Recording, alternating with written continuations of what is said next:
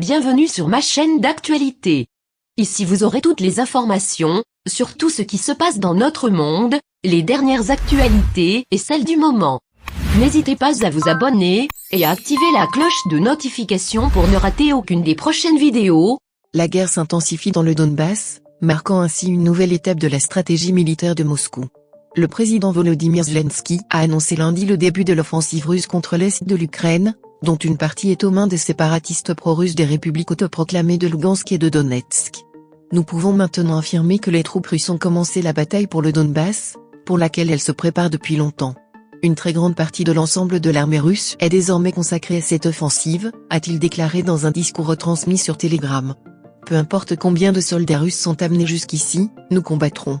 Nous nous défendrons, a-t-il clamé. Plusieurs civils tués selon les Ukrainiens peu avant, le gouverneur ukrainien de la région de Lugansk, Sergueï Gaïdaï avait annoncé lui aussi le début de l'offensive des troupes russes contre l'est de l'Ukraine. C'est l'enfer.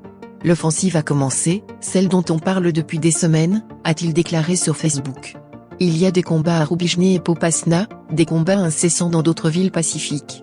Au moins 8 civils ont été tués lundi, par des tirs et frappes russes, selon les autorités régionales.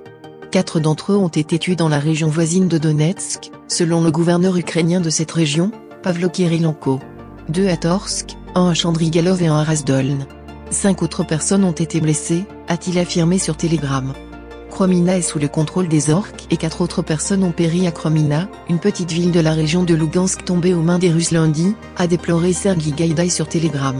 Kromina est malheureusement sous le contrôle des orques, surnom péjoratif donné aux troupes russes, a-t-il déclaré. Le conseiller de la présidence ukrainienne Oleksiy Arestovitch a quant à lui assuré que les occupants russes n'avaient pas encore conquis Kromina. D'intenses combats de Russes y déroulent, a-t-il indiqué, cité par la chaîne de télévision Ukraina 24.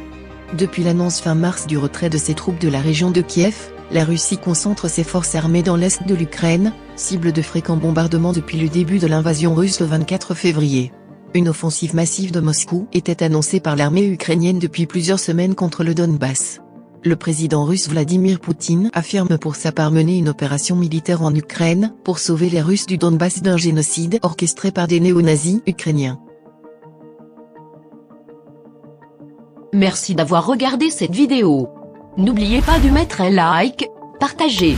À bientôt pour une nouvelle vidéo.